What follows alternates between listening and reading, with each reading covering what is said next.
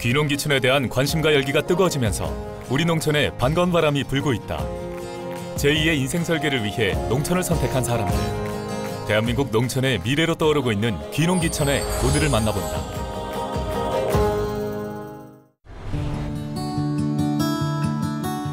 예비 귀농인을 교육하는 이곳에서는 현장 실습이 한창이다.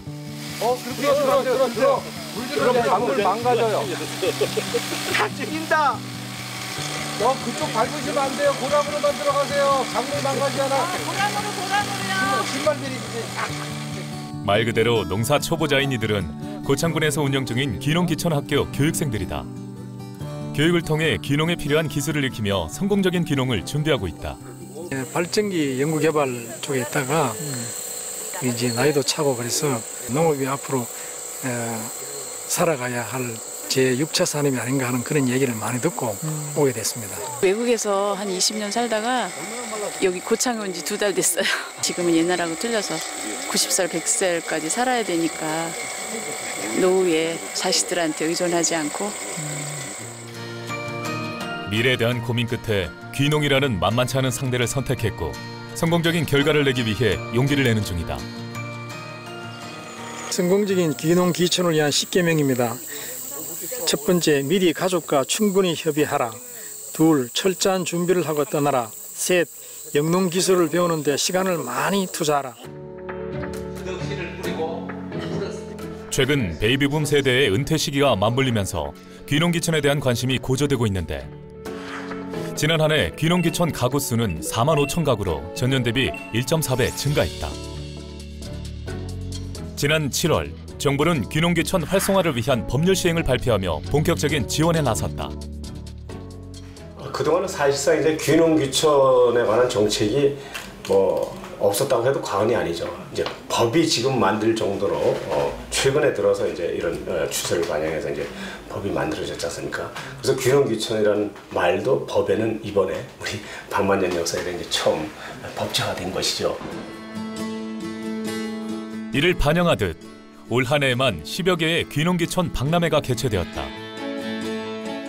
귀농귀촌자 유치를 위한 지자체의 적극적인 홍보와 관련 기업까지 관련 상품을 내놓으며 귀농귀촌은 미래 농어촌을 위한 가능성으로 떠오르고 있다. 나이는 28살이고 이제 부모님이 귀농을 하셔가지고 자연스럽게 관심이 좀 가더라고요. 그래서 좀 이 많은 사람들이 지금 저랑 비슷한 생각을 한다고 생각하시면 밤에 잠이 안 올 거예요. 일단 땅부터 조금 사놓으려고 직장생활 병행하면서 주말에 왔다 갔다 하면서 이제 조금씩 이렇게 좀 적응하는 과정을 좀 밟은 다음에 이제 가려고 합니다. IMF 때 귀농귀촌자는 그때 도시에서 실직자가 많이 생겼잖아요. 어쩔 수 없이 아무것도 농촌에 대한 사전 지식도 없는 상태에서 그야말로 막다른 골목에서 농촌으로 귀농한 사람들이 많이 있었습니다. 지금은 이제 상황이 많이 다르죠. 지금의 귀농귀촌자는 많은 정보도 얻고 또 사회적인 지원도 있고 하면서 귀농귀촌을 합니다. 귀농에 대한 충분한 사전 정보 없이 무작정 시작해 큰 실패를 경험했던 이건백 씨. 2007년 은퇴 후 시작한 조경수 사업. 조경수 가격 폭락이 실패의 원인이었다. 소나무 8,000평, 철쭉 한 4,000평. 2년 동안에 그렇게 심었어요. 그렇게 심었는데 한 주에 1,500원씩 가던 철쭉이 500원도 안 가는 거예요. 2009년도에 이제 그렇게 되는 바람에 이제 그때 망했어요. 이후 이건백 씨는 포도 농사를 시작했다. 까베르롱 쇼비뇽이라고 해가지고 와인 전용 포도예요. 이 품종은요, 슈투베이라는 품종입니다. 당도가 22 브릭스까지 나오고요. 귀농에 대한 충분한 정보 부족이 문제였음을 알게 된 그는 농업 전문 인력을 양성하는 농업 마이스터 과정을 이수하며 포도 농사에 필요한 이론을 쌓았다. 이후 부족한 농업 지식을 채우면서 포도 농사는 안정화가 되었지만 농사도 배워야 성공한다는 믿음을 갖게 된 이건백 씨는 학습에 대한 열정을 내려놓지 않았다. 농생명 과학과에 수험표고요. 올해 입학했습니다. 입학하셨군요. 예. 운이 좋아가지고 성공하신 분들도 이제 계시지만은 이론을 기본으로 해가지고 거기에 이제 실기 또 경험이 들어가게 되면 훨씬 빨리 도달할 수 있는 그 길이 분명히 됩니다.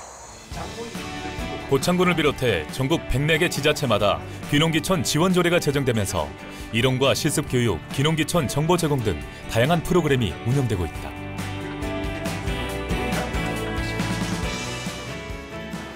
귀농귀촌을 하시기 위해서는 먼저 교육을 받으시라는 말씀을 드리고 싶습니다. 내가 귀농귀촌을 했을 때 무엇이 필요하다는 것을 스스로 깨닫게 됩니다.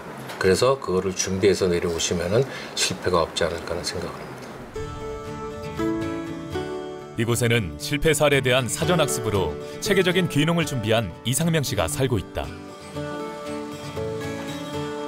귀농을 위해 먼저 고창군에서 지원하는 빈집 수리비를 받아 최소한의 비용으로 집을 수리했다. 작년부터 손을 댔습니다. 재작년에 사서 작년부터 수리를 하기 시작한 거죠. 수리는 아직도 끝나지 않았다. 수리 중이라 이런데 아직 미흡한 부분이 아직 많이 있습니다. 귀농 초기 집에 큰 돈을 투자하지 않겠다는 결심이 있었기 때문이다.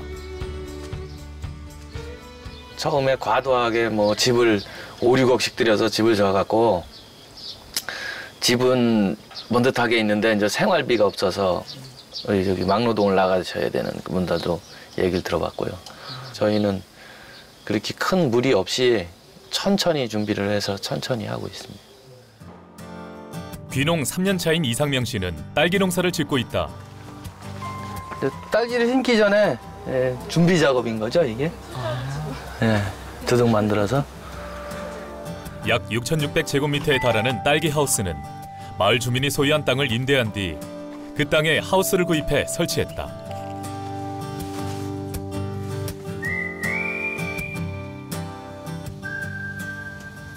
구매로 하면은 한 요것이 한 3억 정도?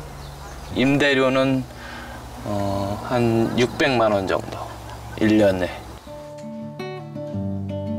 이상명 씨가 귀농을 결심하고 세운 가장 큰 철칙이 최소한의 비용으로 최대 수익을 내자였기 때문이다. 거긴 임대를 하는 게 현명한 것 같아요. 네. 그 많은 돈을 투자해서 농사를 짓는 거는 힘들거든요, 사실상. 4, 5억씩 땅값으로 투자해서 농사 짓는다는 건 힘들고 임대를 해서 하는 게 적절하지 않느냐 생각이 저는. 한 몇 년간은 소득이 전혀 없을 수도 있습니다. 그에 대한 대비책이 필요합니다. 내가 소득이 5년 동안 없어도 어떤 식으로 살아갈 수 있겠구나 하는 자신이 있었을 때 귀농귀촌을 할 필요가 있죠. 경북 봉화에는 멘토-멘티 제도로 귀농귀촌의 새로운 가능성을 실험하는 젊은 귀농인들이 있다. 지금 이 안에 보면 수분이 다 잡혀있어, 비닐이 안에. 물이 모자라는데. 그리고 거긴 비닐을 안 깔아. 그래? 그 감자 농사 질 때도 안 깔고 배추 농사 질 때도 안 깔고. 예, 멘토 씨고요. 저랑 희원 씨는 멘티고요. 같이 일하면서 농사를 좀 배우고 있고요. 봉화군에서 운영하는 비나리 귀농학교를 통해 만난 이들은 농사를 배우며 공동 경작을 하고 있다. 저희는 이제 같이 일하면서 노동력을 제공하고 수익도 같이 나눠갖고 협업이라고 보시면 될 것 같아요. 세 명이 각자 소유한 토지를 이용해 공동으로 농작물을 경작하는데 여기서 나오는 수익금을 나눠 갖는 것이다.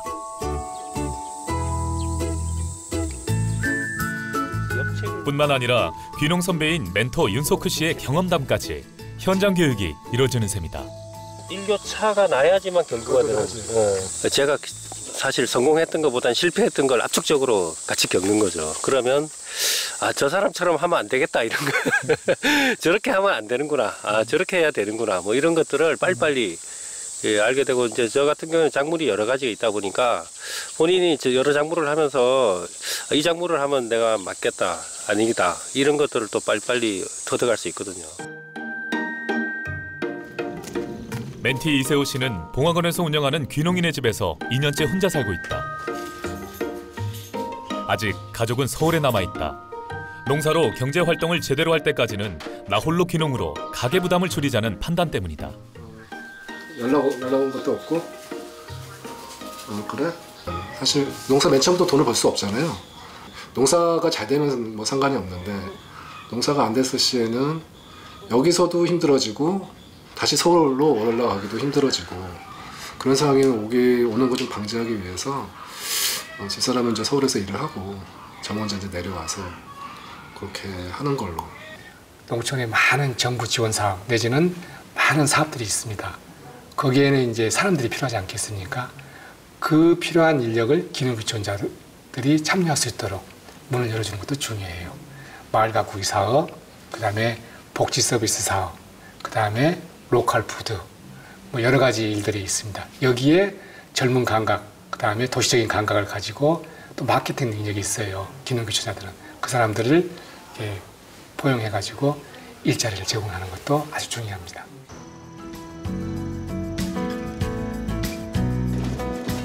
귀농 11년 차인 박재숙 씨가 대표로 있는 영농조합 전시실에 멜론 농사를 짓고 있는 조합원이 찾아왔다. 수확한 멜론 판매를 위탁하기 위해서다.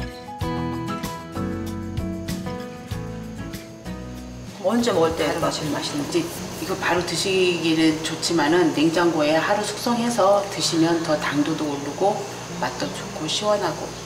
우리 조합원인데요. 여기서 이제 같이 판매도 하고, 네, 그리고 이제 또 시식도 하고. 박재숙 대표는 2005년 귀농 후 고창 특산물인 복분자를 비롯한 농작물을 직접 재배하며 안정적인 수익 창출을 위해 가공 판매를 시작했다. 2009년에는 지역 30여 개 농가와 함께 영농조합 법인을 설립했다. 지역민과 상생하는 귀농을 선택한 것이다. 이제 유통 쪽으로나 판매 쪽으로나 어떤 식으로 저보다 더 선배식이죠. 네, 판매하거나 저기 하니까 그걸 좀 많이 배우고 있는 중이고요. 우리가 꼭 소비자와 만나야만 직거래는 아닌 것 같아요. 그러니까 이제 작물을 잘 만드신 분들은 잘 만드셔서 이렇게 좀 이렇게 중간 저희처럼 이렇게 뭐 도와드릴 수 있는 분들이 있다면 저희한테 이제 주시면 저희가 또 이제 잘 팔고 이게 이제 서로 같이 그러니까 뭔가 집중할 수 있는 분위기도 되고 저희가 이것저것 다 할 수는 없거든요. 이제 그분들도 마찬가지인 거죠. 그러면 서로 이제 윈윈 효과가 나오니까 이게 이런 시스템이 좀 이상적인 것 같아요. 가장 잘하는 것을 하는 것. 조합원은 품질이 우수한 농작물을 재배하고 박 대표는 가공과 온라인 판매를 맡았다. 현재 전체 판매량의 90%를 차지하는 온라인 판매는 빠른 성장으로 주목받고 있다.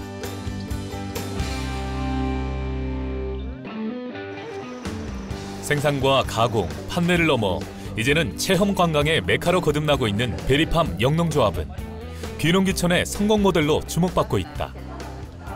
농업대학에서 나왔거든요. 예. 그래서 관심들이 굉장히 많아요. 조합원이 생산한 농산물로 식당을 운영해 수익을 올리는 것은 물론 전년 대비 일자리 창출을 2배 증가시키며 6차 산업으로서 모습을 갖춰온 베리팜 영농조합. 젊은 귀농인의 도전이 6차 산업을 이끌었다. 6차 산업으로 성장시키는 대상자는 누구냐? 바로 젊은 층입니다.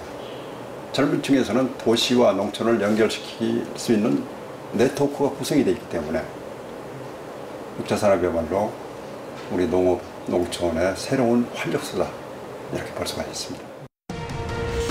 농어촌에서 희망을 품고 인생 2장을 여는 귀농귀촌인.